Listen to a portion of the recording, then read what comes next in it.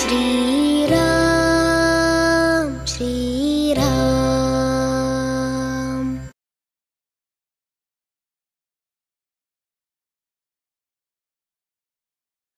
சீரராஜ் செல்வம் போல் சேர்க்கவே என் ஆசான் வீரராகவருக்கு புகழ். அனைவருக்கும் வணக்கம். ஒரு 2-3 நாளாக ஒரு பரபரப்பான செய்தி அடிபடுது. ராமாயணம் ஒரு புது கண்ணோட்டத்திலே இளைஞர்கள் விரும்பும் வண்ணம் எழுதப்பட்டுள்ளது அப்படின்னு சொல்லி புதுமை வரவேற்போம் அப்படின்லாம் சொல்லி பேச்சடிப்பட்டது. அதே சமயத்தில் நண்பர்கள் பலர் எனக்கு தொலைபேசி மூலம் தொடர்பு கொண்டு இது கண்டிக்கத்தக்க ஒரு முயற்சி, இது சரியில்லை அப்படின்னு வேறு சொன்னாங்க. அப்புறம் காணொளியில் பல தகவல் உங்களுக்கு கிடைக்கும் அப்படின்னு சொல்லி அவங்க சொன்னாங்கன்னு பார்த்தேன். அப்போது நான் என்ன உணர்ந்தேன் அப்படின்னா, ராமாயணம் மிக அதிகமாக சம்பிரதாயமாக விளக்கப்படுகிறது. அதுக்கு கொஞ்சம் பகுத்தறிவு கண்ணோட்டம் தேவை. அப்படி பார்க்குற போது நம்ம பல விஷயங்கள் புதுசாக புரிஞ்சிக்க வேண்டியிருக்கு, சில கருத்துக்களை மாற்றிக்கொள்ள வேண்டியிருக்கு. ராமர் பிறந்த காலமே கூட நாம் இது வரைக்கும் நினச்சிக்கிட்டு இருக்கிற மாதிரி இல்லை அப்படின்லாம் புது கருத்துக்கள் சொல்லப்பட்டதாக உணர்ந்தேன். இப்போது யார் எழுதினாங்கங்கிறத பற்றி கவலை இல்லை, நமக்கு கருத்துக்களை பற்றி தான் கவலை. இதில் முக்கியமாக பிக் பேங் தியரி, பெருவெடிப்பு கொள்கை, அது கொண்டு வரப்படுகிறது. அதாவது இந்த 1000 வருஷம் 1,00,000 வருஷம்னு ராமாயணத்தில் சொல்கிறாங்களே, தசரதன் 60,000 வருஷம் இருந்தான், ராமன் 11,000 வருஷம் இருந்தான். இதெல்லாம் நம்பும்படி இருக்கா, ப்ராக்டிக்கலாக இருக்கா, ஒரு மனுஷன் எப்படி அவ்வளோ காலம் இருக்க முடியும் அப்படிங்கிற மாதிரி அடிப்படையில் கால வரையறையிலே பல இடிபாடுகள் இருக்கின்றன என்று சொல்லி பிக் பேங் தியரி ஆதாரத்தில் அதை நிரூபிக்க முயற்சி செய்கிறார்கள். இந்த பிக் பேங் தியரி இருக்கே,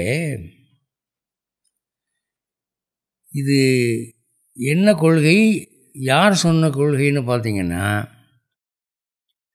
இது ஒரு ரோமன் கத்தோலிக்க கிறிஸ்தவ பாதிரியார் கொண்டு வந்த கொள்கை. 1931 ஜார்ஜஸ் லெமேட்டர் அப்படின்ற ஒருத்தர், அவர் தான் இந்த கொள்கையை பிரபலப்படுத்துகிறார். ஒரு சிறு பொருள் வெடித்து இந்த அண்டம் உருவானது அப்படின்னு. அதன் அடிப்படையில் ஆண்டுகள் கணக்கிடப்படுவது, அதுக்கு ஒரு டயக்ராம் ஒன்று போட்டு காலத்தை இந்த மாதிரி ஒரு கிராஃப் பண்ணி பார்க்கலாம் அப்படின்னு சொல்லி ராமாயணத்தில் சொல்லப்பட்ட கால அளவு இதோட ஒத்துப்போகலை, இடிக்குது அப்படின்னு சொல்கிறாங்க. இப்போ இந்த பிக் பேங் தியரியை கொண்டு வந்த ரோமன் கத்தோலிக்க பாதிரியார் கிறிஸ்துவ மதத்தைச் சேர்ந்தவர். கிறிஸ்துவ மதம் இந்து மதத்தை பற்றி என்ன சொல்லுது? இந்து மதம் என்பது ஒரு மூட நம்பிக்கைகளின் மதம், பேய் வழிபாடு செய்யக்கூடிய மதம் என்று சொல்வது கிறிஸ்துவ மதம். அந்த மதத்தினுடைய பாதிரியார் ஒருத்தர் கொண்டு வந்த ஒரு பிக் பேங் தியரி, அது அவங்க பைபிளே கிடையாது, ஒரு ஃபிசிக்ஸ் ஆதாரத்தில் அவர் சொல்கிறாரு.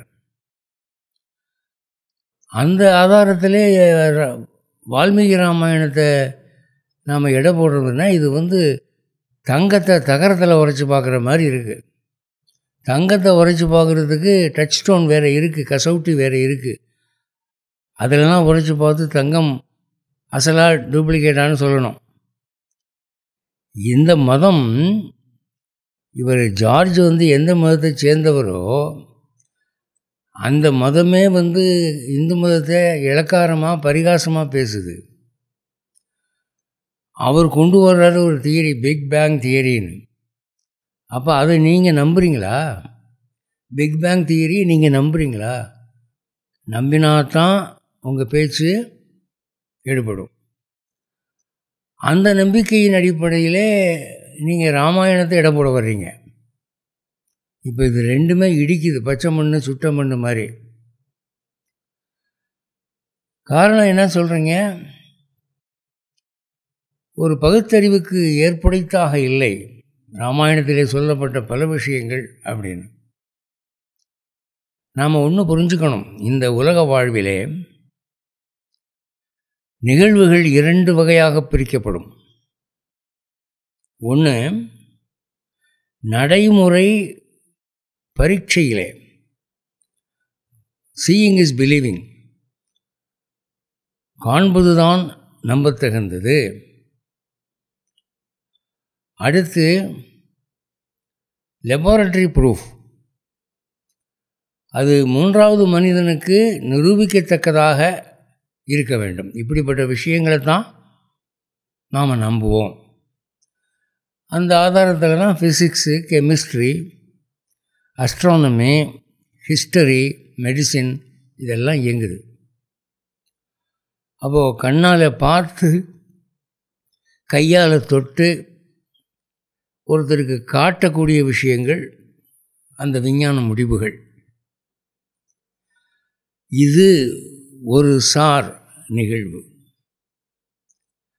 ஆனால் வாழ்க்கை பூரா இதுதானா? இது மட்டும்தானா? நல்லா யோசிக்கணும். இல்லை, இன்னொரு சார் நிகழ்வு இருக்குது. அது என்ன? வெறும் நம்பிக்கையின் அடிப்படையிலே நிகழக்கூடிய நிகழ்வுகள். உலகெங்கிலும் இது காணப்படுகிறது, இந்தியாவில் மட்டும் இல்லை. எகிப்தியர்களுடைய பிரமிடுகள் அப்படித்தான் கட்டப்பட்டன, முசல்மான்களுடைய மசூதிகள் அப்படித்தான் கட்டப்பட்டன, கிறிஸ்துவர்களுடைய சர்ச்சுகள் அப்படித்தான் கட்டப்பட்டன, இந்தியாவில் உள்ள கோவில்கள் அப்படித்தான் கட்டப்பட்டன. இதே போல் புத்த மடங்கள், சமண வழிபாட்டு தலங்கள் எல்லாமே நம்பிக்கையின் அடிப்படையில் கட்டப்பட்டவை, விஞ்ஞான அடிப்படையில் கட்டப்பட்டவை அல்ல. கடவுள்னு ஒருத்தர் இருக்கார், ஆத்மான்னு ஒன்று இருக்குது, நம்ம கண் பார்வைக்கு அப்பாற்பட்ட பல விஷயங்கள் இருக்குது. அங்கே கேள்விக்கும் பதிலுக்கும் இடமில்லை, நம்பினால்தான் உண்டு அப்படிங்கிற அடிப்படையில் தான் இத்தனை மதங்கள், இத்தனை கொள்கைகள், இத்தனை மத புத்தகங்கள், இத்தனை கட்டடங்கள், எத்தனையோ பழக்கங்கள் இருந்து வருது. இந்த நம்பிக்கையின் அடிப்படையிலே செய்யப்படும் செயல்களை விஞ்ஞான அடிப்படையிலே உரைச்சி பார்க்கலாமா அப்படின்னா ஓரளவுக்கு முடியும்தான். ஆனால் ஓரளவுக்கு மேலே போகிற போது அங்கே விஞ்ஞானம் தோற்று விடுகிறது, மெய்ஞானம் மட்டுமே வெல்லுகிறது.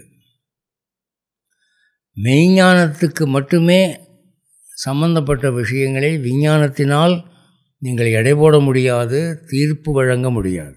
அப்படி நீங்கள் செஞ்சீங்கன்னா உங்களுக்கு தவறான முடிவுகள் தான் கிடைக்கும்.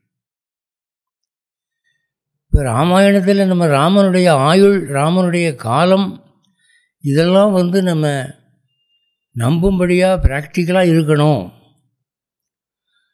அப்படின்னு சொன்னால், அப்போ ராமாயணத்தில் இருக்கிற எல்லாமே ப்ராக்டிக்கலாக நம்பும்படி இருக்கா? அப்படி சொல்ல முடியுமா? இப்போ ராமனுடைய ஆயுள் பிரச்சனை மட்டும்தான், பிறப்பு மட்டும்தான் நமக்கு அங்கே நம்பும்படி இல்லை, அது பகுத்தறிவுக்கு ஏற்புடைத்தது இல்லை அப்படிங்கிற மாதிரி இருக்குது நீங்கள் சொல்கிறது. பாக்கி எல்லாமே பகுத்தறிவுக்கு ஏற்புடைத்தான் இருக்கா? இப்போ அனுமான் ஆகாசத்தில் பறந்து போனாராம இலங்கைக்கு அது பகுத்தறிவுக்குரிய விஷயமா? அப்புறம் அவர் மட்டும் இல்லை, அந்த வானர கூட்டமே வானத்தை அடைத்து கொண்டு பறந்து வந்தது அப்படின்றாங்க. எந்த குரங்குக்கும் ரெக்கை இல்லை, அனுமனுக்கு ரெக்கை இல்லை.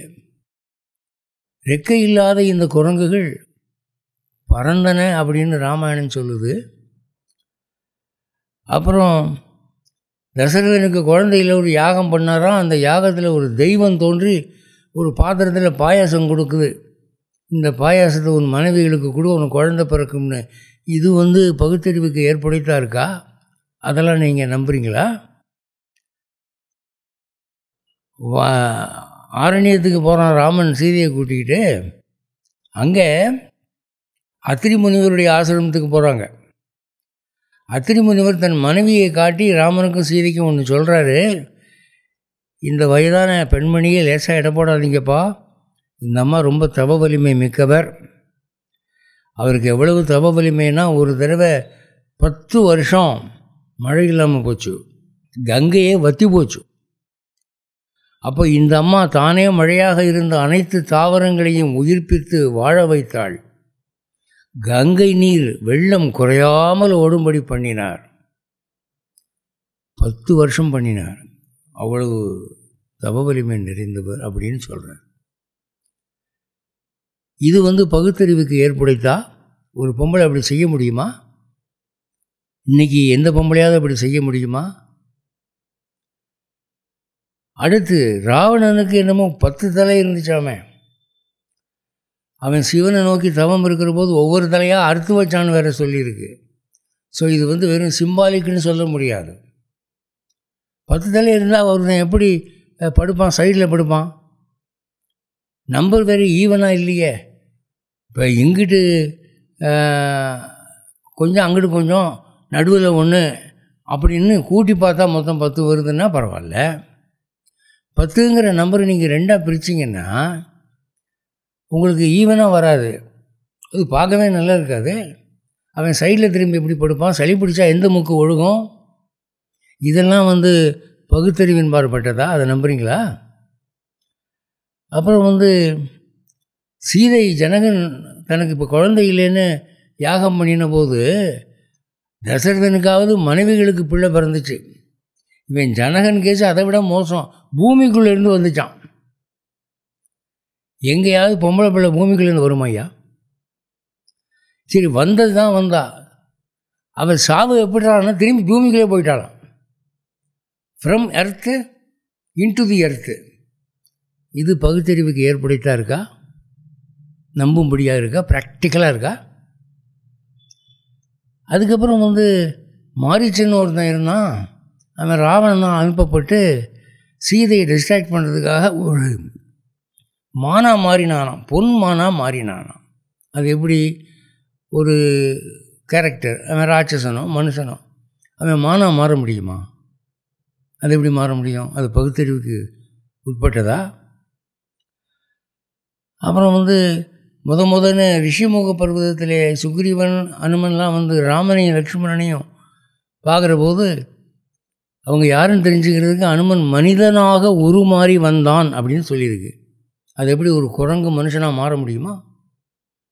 இது எந்த பகுத்தறிவுக்கு ஏற்றதாக இருக்குது? சீதைக்கிட்ட அனுமன் போய் பேசின போது சின்ன குரங்கா மாதிரி பேசினாராம். அப்புறம் அந்த அம்மாவை தைரியப்படுத்துறதுக்கு விஸ்வரூபம் எடுத்தாராம். Becoming small and becoming big. இது என்ன சினிமாட்டோகிராஃபியா? திடீர்னு பெருசாக்குறது, திடீர்னு சிறுசாக்குறது.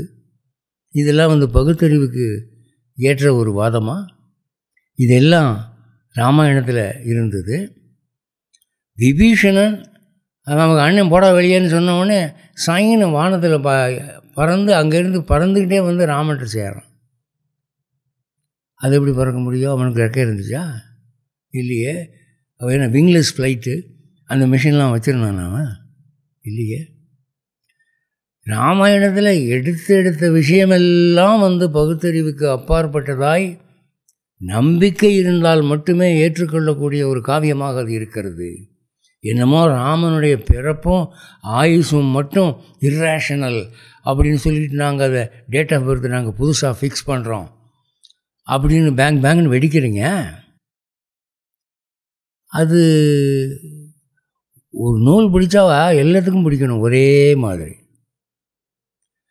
அந்த நூலிலே எல்லா விஷயமுமே இந்த மாதிரி மாயமாக இருக்குங்கிற போது ஒரு விஷயத்தை மட்டும் ஏன் எடுத்துக்கணும் அப்படி?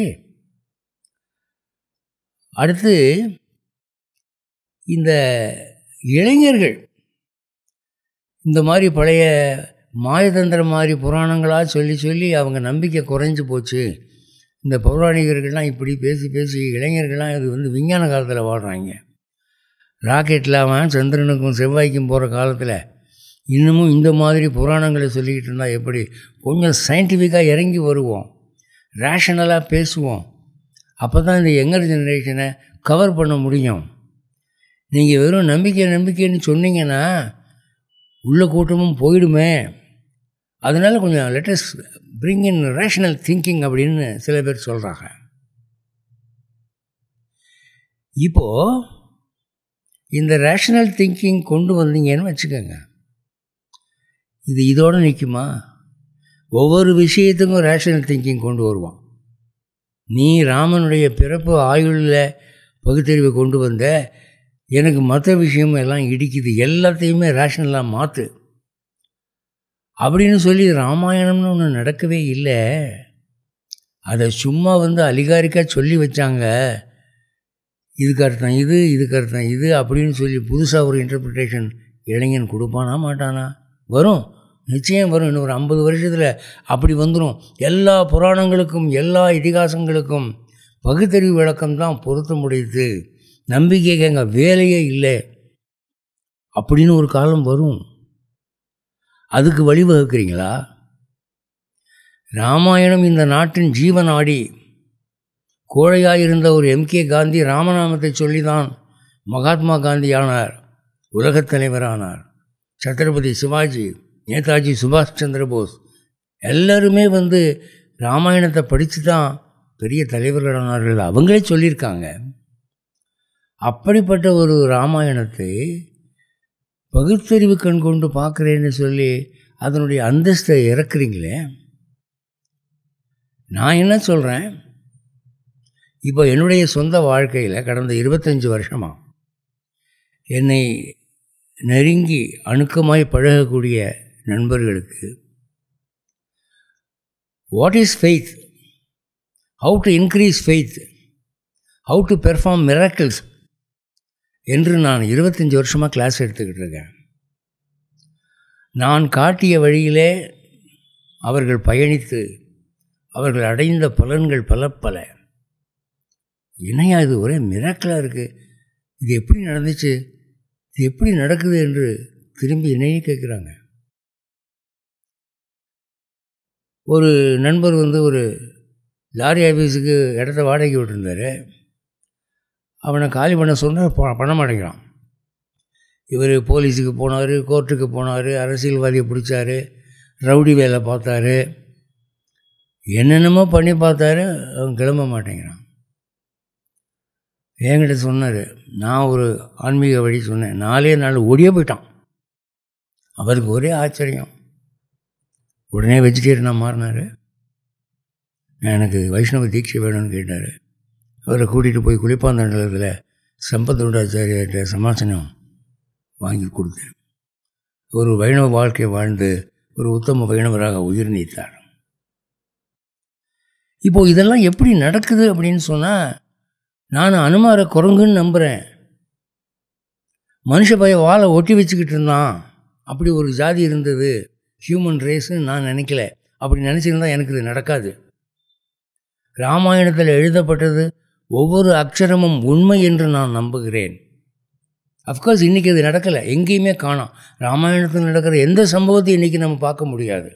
இப்போ சீதை அக்னிக்குள்ளே இறங்கினா, அப்போ அக்னி பகவான் ஐயோ அவள் கற்பத்தி என்ன சுடுது, அவள் கற்புக்கரசின்னு சொன்னான் அப்படின்னு படிக்கிறோமே.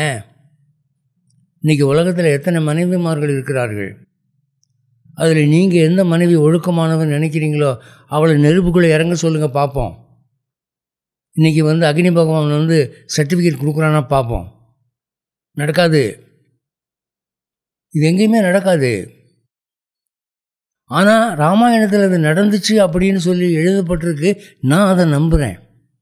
அதனால தான் அங்கே வந்து ஆன்மீகம் எனக்கு கை கொடுக்குது. இந்த ஆன்மீகம் என்பது ஒரு ரோபோ மாதிரி. எந்த ரோபோவும் ஏசி கரண்ட் டிசி கரண்ட் இல்லாமல் ஒர்க் பண்ணாது. ஒரு மின்சார உந்துதல் இருந்தால் தான் அது செயல்படும். அது மாதிரி இந்த ஆன்மீகம் சாஸ்திரங்கள் என்பது ஒரு ரோபோ மாதிரி. அதுக்கு ஃபெய்த்துங்கிற கரண்ட் கொடுக்கணும், அப்போ தான் அது ஒர்க் பண்ணும், இல்லைன்னா ஒர்க் பண்ணாது. அது கண்ணுக்கு தெரியாதது, பிறருக்கு காட்ட முடியாதது, லெபார்ட்டரியில் ப்ரூவ் பண்ண முடியாது. அது ஒரு மென்டல் லெவல் ஆஃப் லிவிங். அந்த லெவலே வேறு. அதுக்கு நீங்கள் உள்ளே நுழையணும்னு சொன்னால் உங்கள் விஞ்ஞான ரேஷனல் திங்கிங்கெல்லாம் கொஞ்சம் வெளியே கட்டி வைக்கணும். இந்த லெவல் ஆஃப் லிவிங் வேறு, இந்த லெவல் ஆஃப் திங்கிங்கே வேறு. அப்போது சாத்திரங்களிலே நம்புவதற்கு கஷ்டமான விஷயங்களை சொல்லி வைத்திருக்கிறார்கள். உண்மை. ஒரு மனுஷன் எப்படி 100 வயசுக்கு மேலே வாழ முடியும் அப்படின்னா, இப்போ வந்து இன்றைக்கும் மந்திராலயத்துக்கு போனால் ராகவேந்திரர் இன்னும் ஜீவ சமாதியாக இருக்கிறாருன்னு நம்புகிறாங்க. அது நம்பிக்கை மட்டுமில்லை, எத்தனையோ பேர் நான் இந்த மாதிரி வேண்டிக்கிட்டேன் அது நடக்குதுன்னு சொல்கிறாங்க. அப்போ ஒரு மனுஷன் பல 100 ஆண்டுகள் ஜீவ சமாதியாக வாழ முடியும். அனுமான் இன்னும் காந்தமாதன பருவத்தில் தவம் பண்ணிக்கிட்டு இருக்காருன்னு சொல்கிறாங்க. பரசுராமர் மகேந்திர மலையில் இன்னும் இருக்கிறாருன்னு சொல்கிறாங்க. சப்த ரிஷிகள் இன்னமும் உயிரோடு இருக்கிறாங்கன்னு சொல்கிறாங்க. ஒன்றும் இல்லை சார், இந்த வசிஷ்டர் இருக்கார, அவர் இந்த ரகுவம்சத்தில் எத்தனை ராஜாக்களை சிஷ்யனாக்கி பார்த்துட்டாரு. அவர் ராமனுக்கு குரு, அவங்க அப்பா தசரதனுக்கு குரு, அவங்க அப்பா அஜனுக்கு குரு, அதுக்கப்புறம் திலீபன், வரிசையாக போகுது. அத்தனை பேருக்கும் ஒரு குரு. அப்போ அவர் ஆயுசு எப்படி இருக்கும்? ராமாயணத்தில் ராமனை திரும்பி நாட்டுக்கு வாடான்னு கூப்பிட்ற இடத்துல வசிஷ்டர் வந்து இந்த ரகுவம்சத்தை ஆரம்பிக்கிறார். ஆரம்பத்திலே உலகம் ஜலமயமாக இருந்தது, அப்புறம் பிரம்மா தோன்றினார் அப்படின்னு ஆரம்பித்து இக்ஷுவாகு அப்படின்னு ஒவ்வொரு ராஜாவாக சொல்லிக்கிட்டு வர்றாரு.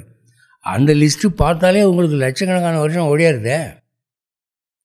அங்கே 100கள் 1000ங்களுக்கு வேலை இல்லை. அப்போது அதை நம்ம வந்து நம்புறது எப்படி நம்புறதுன்னா, இன்றைக்கி ஒரு ராகவேந்தர் இருக்க முடியும் என்றால், கும்பகோணத்தில் இன்றைக்கி திருமண செய்யாளவர் ஜீவசமாதியாக இருக்காருன்னு சொல்கிறாங்க, பிரார்த்தனைகள் நடக்குதுன்னு சொல்கிறாங்க. அப்போது இன்றைக்கி அது சாத்தியமாகும் என்றால், இன்றைக்கி சிறு அளவில் சாத்தியமானது அன்றைக்கி பெரிய அளவில் சாத்தியமாக இருக்கும். காளிதாசன் வந்து சொல்கிறானே, ரகுவம்ச ராஜாக்கள்லாம் யோக மகிமை உள்ளவர்களாக இருந்தார்கள். யோக பயிற்சினாலே ஆயுளை நீட்டிக்க முடியும். பல 100 ஆண்டுகள் ஒரு மனிதன் வாழ முடியும். இன்றைக்கி நம்ம வந்து ரிஷிகள் காணப்படுகிறார்கள் என்பதை பார்க்குறோம் இல்லையா? எத்தனை பேர் சித்தர்களை பார்க்குறாங்க. அந்த அனுபவங்கள் த காட்மேன் ஆஃப் இந்தியான்னு ஒரு புக்கு, அதை படித்து பாருங்கள். ஒரு வெள்ளைக்கார அப்படி ஆதாரபூர்வமாக ஃபோட்டோவோடு போட்டிருக்கான். ஆயுள் என்பது 70 வயசு 80 வயசு தாங்கிறது சாதாரண விதி. ஸ்பெஷல் ரூல்னு ஒன்று உண்டு. பிராணாயாமம் முதலிய யோக பயிற்சினாலே ஆயுள் நீட்டிக்கப்படலாம். It is possible. A man can live for hundreds and thousands of years. இது வந்து ஒரு ஸ்பிரிச்சுவல் ஃபேக்ட். இது வந்து பாதி ஸ்பிரிச்சுவல் பாதி சயின்டிஃபிக். அது ஒரு சயின்ஸ் தான். யோகாங்கிறது ஒரு சயின்ஸ் தான். அது ஒரு ஃபிசியோனாமிக்கல் சயின்ஸ். அதில் வெற்றி பெற்றவர்கள் இந்தியர்கள். இன்றைக்கும் கூட வந்து சில சித்து வேலையெல்லாம் காட்டுறாங்க. சில காட்மேன் இந்த ஜிமிக்ஸ் காட்டுறான்னு சொல்கிறாங்களே, அது எப்படி காட்டுறாங்க? அது எப்படி சாத்தியப்படுது? அப்போது இன்றைக்கி நாம் பார்க்கக்கூடிய சில அற்புதங்கள் அந்த கால யோக மகிமைக்கு ஒரு லெஃப்ட் ஓவர்ஸ், சில உதாரணங்கள். அப்போ நானே அனுபவத்தில் பார்த்துருக்கேன். ஒவ்வொரு அன்பரையும் கேட்டால் பல அதிசயங்கள் சொல்லுவார்கள். இது நடந்துச்சு அது நடந்துச்சுன்னு சொல்கிறாங்க. அப்போது யோக மகிமை என்ற ஒன்றை தள்ளி வைத்து விட்டு தான் நீங்கள் பகுத்தறிவு கண்ணோட்டத்திலே ஆயுளையும் காலக்கணக்கையும் கொண்டு வருகிறீர்கள். யோக மகிமையை அமானுஷ்யமான ஒரு அற்புதமான சில நிகழ்வுகளை தள்ளி வைக்கிறதுக்கு உங்களுக்கு யார் அதிகாரம் கொடுத்தா? Who gave you the authority? காலங்காலமாக நம்முடைய முன்னோர்கள் அந்த ராமாயணத்தையும் அந்த மகாபாரதையும் மெயின்டைன் பண்ணி வந்திருக்கான். அதில் சொல்லப்பட்ட விஷயம் பூரா நம்பிக்கைக்கு அப்பாற்பட்டதா ஆச்சரியமாக இருக்குது. கொஞ்சம் பகுத்தறிவு கண்ணோட்டத்தில் பார்த்தீங்கன்னா சிரிப்பாக இருக்கும், பரிகாசமாக இருக்கும். அப்படி நிகழ்வுகள் அதில் சொல்லியிருக்கு. அப்படி இருந்தும் அந்த புத்தகத்தை புனிதம் என்று எண்ணி அவர்கள் வழிபட்டு வந்திருக்கிறார்கள். சமீப காலம் வரைக்கும் மேல்நாடுகளுக்கு போய் வெள்ளக்கார நாகரிகத்துக்கு அடிமையாகி வாழ்ந்தவங்க கூட இன்னமும் ராமாயணத்தில் நம்பிக்கை வச்சுருக்கான். அது நடந்திருக்கலாம் என்று சொல்கிறாங்களே, அது எப்படி? ஏன்னா அது நடந்திருக்கும். அதுக்கான காரணங்கள், நம்புறதுக்கு காரணங்கள் உண்டு. அதை ஒரேடியாக தொடச்சி எறியக்கூடாது. இப்போது கல்வெட்டுக்கள்னு சொல்கிறாங்க. கல்வெட்டில் இன்னொரு பேர் இருக்குது, அது நடந்தது. அப்படி பார்க்குற போது காலம் இந்த மாதிரி தான் நம்ம சொல்ல வேண்டியிருக்கு அப்படின்றாங்க. இந்த கல்வெட்டுகளில் நாம் காணப்படுகிற பெயர்கள், அதில் ஒரு குறிப்பிட்ட விஷயத்தை கவனிக்கணும். இப்போது ராமன்ங்கிற பேர் பலருக்கு வைக்கப்பட்டிருக்கிறது. ஒன்றும் இல்லை. இப்போ பரசுராமன், பலராமன், தசரத ராமன், அப்போவே நம்ம 3 ராமன் பார்க்குறோமில்ல. சில நேம்ஸ் ஆர் காமன். அதே போல் பராந்தகன், பராந்தகன்னா எதிரியை தொலைப்போம்னு அர்த்தம் சார். சத்திரியர்களில் இந்த பேர் அடிக்கடி வைப்பாங்க, பலருக்கு வைப்பாங்க. தாத்தாவுக்கு இருக்கும், பேரனுக்கு இருக்கும். அதே மாதிரி இந்த ராவணனுங்கிற பேர், ராவணனுங்கிற பேர் யார் வச்சா? அவங்க அப்பா வச்ச பேர் தான் அது. ஏன் வச்சார்?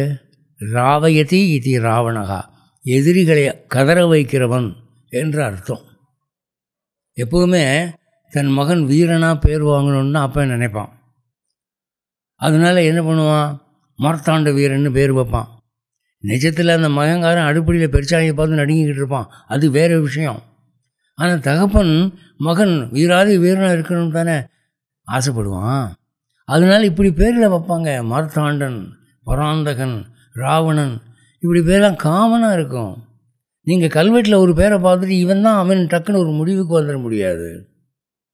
நீங்கள் பாண்டிச்சேரிக்கு வாங்க, டெலிஃபோன் டைரக்டரி தர்றேன் பாருங்கள். டிஏ ஜோசப்புங்கிற பேரில் எத்தனை பேர் இருக்கான்னு தெரியுமா? இங்கே இவனுக்கோ வர வேண்டிய கால்லாம் எனக்கு வருது, தபால்லாம் எனக்கு வருது. பெரிய லோல் படம் இருக்குது. ஒரே பேர் பல பேருக்கு இருப்பது இன்றைக்கி மட்டும் இல்லை, அன்னைக்கும் என்னைக்கும் சகஜம். தசானன் அப்படின்னா என்ன? 10 முகம் உள்ளவன் அர்த்தம். இப்போது தசரதன்னா என்ன அர்த்தம்? அவனுடைய தேர் 10 திசைகளுக்கும் போகுமா. 8 திசை இங்கே, மேலோகம் ஒன்று, கீழோகம் ஒன்று. அதனால் திசைகளையும் போகக்கூடிய ரதமுடையவன் தசரதன். அவங்க அப்போ அந்த ஆசையில் அப்படி பேர் வச்சுருக்கான். அதே மாதிரி ஆசையில் 10 திசைகளையும் இவன் பார்த்து ஆட்சி செய்யக்கூடியவனாக இருக்கட்டும் என்று தச ஆனனன், 10 முகம் உள்ளவன், அவங்க அப்போ பேர் வச்சுருக்கலாம். இவனோ எத்தனையோ தசானன் இருந்திருக்கலாம். ஒரு குறிப்பிட்ட பேர் ஒருத்தனுக்கு தான் இருக்கணும்னு கிடையாது. கல்வெட்டுகளே அதுக்கு சாட்சி. இப்போ எதுக்காக ஹிஸ்ட்ரியில் Cholan number 1, Cholan number 2, Cholan number 3ன்னு சொல்கிறாங்க? ஒரே பேர் ரிப்பீட் ஆகுது, அதுதான் பிரச்சனை. இப்போ சம்ஸ்கிருதத்தில் ஜோசியத்தில் ஒரு புக் இருக்குது, பாவார்த்த ரத்னாகரா அப்படின்னு. பாவார்த்த ரத்னாகரா எழுதுனது யாரானா ராமானுஜாச்சாரியான்னு போட்டிருக்கு. அப்போ விசிஷ்டாத்வைதத்தை ஸ்தாபித்த ராமானுஜரா அப்படின்னா இல்லை, இது வேறு ராமானுஜர். இப்போ ராமானுஜருங்கிற பேரே என்ன அர்த்தம்? ராமனுக்கு தம்பி. அப்படி பார்த்தா லட்சுமணன் ஒரு ராமானுஜன், அதுக்கப்புறம் பரதன் ஒரு ராமானுஜன், சத்ருகனன் ஒரு ராமானுஜன். ராமனுக்கு தம்பின்னு அர்த்தம் சார், அவ்வளோதான். அப்போ ராமானுஜனுங்கிற பேர் சர்வசாதாரணம். பரத ஆழ்வான்னு சொல்கிறாங்க, சத்ருகன் ஆழ்வான்னு சொல்கிறாங்க. அப்போ ஆழ்வார்கள் 12 பேர் தானேங்க. அப்போ ஏங்க சக்கரத்து ஆழ்வாருங்கிறீங்க, சங்க ஆழ்வாருங்கிறீங்கன்னு சொன்னால், இந்த ஆழ்வாருங்கிற பேர் சகஜ, இது ஒரு காமன் நேம் மாதிரி. ஸோ ஒரு பேரை வச்சுக்கிட்டு இவன் தான் அவன்னு சொல்ல முடியாது. இப்போ ராவணனுக்கு மால்யவான் மண்டோதரி இவங்களாம் அட்வைஸ் பண்ணுறாங்க, நீ ஒழுங்காக ஜானகியை திருப்பி கொடுத்துரு அப்படின்ட்டு. அப்போ அவன் பதில் சொல்கிறான், வால்மீகி ராமாயணத்தில் இருக்கு, படித்து பாருங்கள். மனித அரசர்களை நான் வணங்குவதில்லை, எந்த மனித ராஜாவையும் கண்டு நான் பயந்ததில்லை. இந்த தசரதன் இருக்கானே, அவன் என்ன கண்டால் நடுங்குவான். அப்படிப்பட்ட தசரதனுக்கு பிறந்த மகன் ராமன், அவனை பார்த்து என்ன பயப்பட சொல்கிறியா? நான் பயப்பட மாட்டேன் அப்படிங்கிறான். அப்போ அப்படிப்பட்டவன் பாண்டிய மன்னன்ட்டு போய் எப்படி பயந்து சரணடைஞ்சிருப்பான்? அதுக்கு ஆதாரம் இல்லை. அவன் வேறு யாரோ இருக்கலாம். ஏன்னா பல சம்பவங்கள் ஒன்றுக்கு ஒன்று இடிக்குது. சும்மா ஒன்றே ஒன்று எடுத்து வச்சுக்கிட்டு இதுதான் அப்படின்னு நம்ம ப்ரூவ் பண்ண முடியாது. இப்போது இந்த இலங்கை விஷயம் எடுத்துக்கலாம். இலங்கையில் இங்கே தான் வந்து அனுமான் வந்து குதித்தான், இந்த இடத்துல தான் வாளை அணைச்சான், இங்கே தான் ராமர் உட்காந்துருந்தான்னு சில இடங்கள் காட்டுறாங்க. அந்த ஆதாரத்தில் இங்கே வந்து அவங்க பாலம் கட்டலை, வெள்ளம் வடிஞ்சது, அப்புறம் அப்படி போனாங்க இப்படி போனாங்கன்னு சொல்கிறாங்க. ஒரு விஷயம் இங்கே சுந்தரகாண்டத்தில் நம்ம பார்க்குறோம். அனுமன் இங்கே மகேந்திர மலையிலே காலை வச்சு ஒரு மிதித்து வானத்தில் தாவினார். அவர் போன வேகத்தில் மரங்கள்லாம் வேரோடு பறியுண்டு அவர் கூடவே போயின, மலைகள் பாறைகளும் கூடவே போயின. இப்போ லாரி போகிறபோது குப்பை கூட பறக்குதில்ல, அந்த மாதிரி பறந்துருக்கு. அந்த வேகத்தில் போன அனுமன் திரிகூடமலை இலங்கை போய் சேர்றதுக்கு அன்னைக்கு சாயந்தரம் ஆச்சு. காலையில் பிறப்பிட்டவன் சாயந்தரம் போய் சேர்ந்தான்னா அந்த ஸ்பீடில் போனவனுக்கு அதை கடக்கிறதுக்கு அவ்வளோ நேரம் ஆயிருக்குன்னா அந்த டிஸ்டன்ஸ் எவ்வளவா இருந்திருக்கும்? இந்த இலங்கையாக இருந்தால் என்ன 20-27 கிலோமீட்டருக்குள்ளே மைலுக்குள்ளே இருக்கும். இதை கடக்கிறதுக்கு அனுமானுக்கு ஒரு நாள் ஆச்சு. அப்போது அது வேறு ஒரு இலங்கையாக இருந்திருக்கலாம். அந்த லங்கா தீபம் என்பது செம்பேர் நியர் ஆஸ்திரேலியா இருந்திருக்கலாம், கடலுக்குள்ளே மூழ்கி இருக்கலாம். இப்போ மதுரைன்னு எடுத்துக்கிட்டாலே கபாடபுரம்னு ஒன்று சொல்கிறாங்க, எத்தனை மதுரை சொல்கிறாங்க. அதனால் எத்தனையோ ஊர்கள் வர்றதும் போகிறதும் மேப்புகள் மாறுறதும் சர்வசாதாரணமாக இருக்கிற போது இதுதான் அதுன்னு நம்ம சாதிக்கிறதுக்கு அங்கே வழி இல்லை. இப்போ இன்றைக்கி நம்ம ராமர் பாலம்னு ஒன்று கண்டுபிடிச்சிட்டோம் கடலுக்கு அடியில்னு சொல்கிறாங்களே, அது ஒரு காலத்தில் இப்போ சாம்ராட் அசோகன் காலத்தில் வந்து புத்த மதத்தை பரப்புறதுக்கு தரை மார்க்கமாக போனார்கள் இலங்கைக்குன்னு சொல்கிறாங்க. ஒருவேளை அந்த மார்க்கமாக கூட அது இருக்கலாம். ஒன்றை வச்சுக்கிட்டு இதுதான்னு சொல்ல முடியாது. இப்போ வந்து தியாகராஜ காலேஜில் நான் படிக்கிற போது என்னுடைய ஆங்கில பேராசிரியர் ஒருத்தர், ஒரு என்சிசியில் மேஜர் டிஆர் சதாசிவம் பேர். அவர் என்ன பண்ணார், ஹரிக்கேன் லேம்பினுடைய கண்ணாடி இருக்கு இல்லையா, அதில் நிறைய கறி படிஞ்சிருக்கும். அதை நல்லா ஒரு 30 அடி ஆழம் தோண்டி புதைச்சி வச்சுக்கிட்டு ஆர்கியாலஜி டிபார்ட்மெண்ட்டுக்கு தகவல் கொடுத்து ஏதோ ஒரு பொருள் இருக்குது பாருங்கன்னு. அவங்க வந்து பெரிய பாதுகாப்போடு யாரும் தொடாதீங்க அப்படின்னு சொல்லி அதை எடுத்துகிட்டு போய் என்னென்னமோ ரிசர்ச் பண்ணி இது என்னென்னே கண்டுபிடிக்க முடியல. நம்ம காலத்து கிளாஸ் மாதிரியும் தெரியுது, அது வேறு என்ன மெட்டல்னு தெரியல அப்படின்னு அதை வச்சு அதன் அடிப்படையில் அவங்க பாட்டுக்கு புதுசாக கதை எழுத ஆரம்பிச்சிட்டாங்க. ஆர்கியலாஜிக்கல் ரிசர்ச்சுங்கிறது இருக்க அது எவ்வளவு தூரம் நம்பகமானது அப்படிங்கிறது ஒரு கேள்வியாகவே இருக்குது. விவேகானந்தர் சொல்வார், archaeological research never cos hand in hand with religious faith, it will never. இவன் ஒரு கதை சொல்லிகிட்டு இருப்பான், அவன் ஒரு கதை சொல்லிக்கிட்டு இருப்பான். கால வரையறை என்பது இந்த அகழ்வாராய்ச்சி மூலமாக நிர்ணயிக்கப்படும் போது ஏகப்பட்ட முரண்பாடுகள் இருக்குது. இங்கே சாத்திரங்களின் நம்பிக்கை அடிப்படையில் பார்க்குற போது அது வேறையாக இருக்குது. இது வடக்கேன்னா அது தெற்கே. ஸோ இது ரெண்டையும் ஒன்று சேர்த்து கொண்டு வரும்போது நாம் அடுத்த தலைமுறையை பாழாக்குகிறோம்.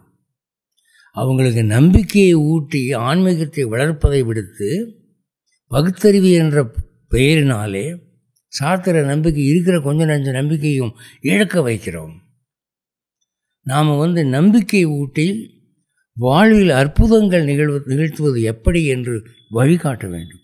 நம்முடைய முன்னோர்கள் அதை தான் செஞ்சாங்க. குழந்தை பிறக்காது அப்படிங்கிறவங்களுக்கு எப்படி குழந்தை பிறக்க வைக்கிறது, கல்யாணம் ஆகாதுங்கிறவங்களுக்கு எப்படி கல்யாணம் ஆக வைக்கிறது? இப்போ கூரத்தாழ்வாருடைய காலத்தில், ராமானுஜர் காலத்தில் ஒரு பொண்ணு, இது ரொம்ப தோஷமான ஜாதகம், இந்த பொண்ணை கட்டுறவன் செத்து போவான்னு சொல்லி அந்த பொண்ணு கல்யாணம் ஆகாமல் இருந்துச்சு. இவர் பெருமாள் மேலே பாரத்தை போட்டு அந்த பொண்ணை கட்டி அவங்க தீர்க்காயுசாக வாழலையா? அங்கே எப்படி ஜாதகம் மாற்றப்பட்டது? அதனால் நம்பிக்கையினால் பெரிய பெரிய காரியங்களை சாதிக்க முடியும்.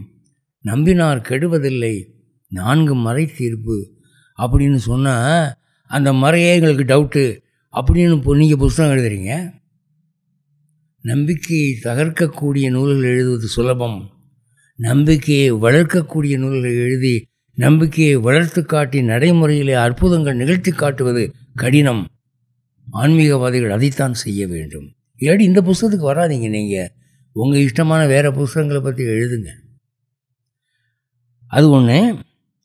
இந்த சமயத்தில் காளிதாசன், கம்பன் இதெல்லாம் மேற்கோளுக்கு எடுத்துக்கிறாங்க. காளிதாசன் ஓரளவு நம்பகமானவன் தான், இல்லைங்களே. கம்பனும் ஓரளவு நம்பகமானவன் தான். ஆனால் முழுக்கன்னு சொல்ல முடியாது. காரணம் என்னென்னா, இப்போது சகுந்தலை கதை இருக்குது. சகுந்தலை கதையில் காளிதாசன் என்ன எழுதுகிறான்? என்னமோ மோதிரம் காணா போச்சு, அப்புறம் மோதிரத்தை பார்த்தோடனே ஞாபகம் வந்துருச்சு அப்படின்னு சகுந்தலையை கூட்டிக்கிட்டாங்கிற மாதிரி எழுதியிருக்கான். ஆனால் ஒரிஜினல் வியாச பாரதத்தில் துஷ்யந்தன் கதை எப்படி இருக்குது தெரியுமா?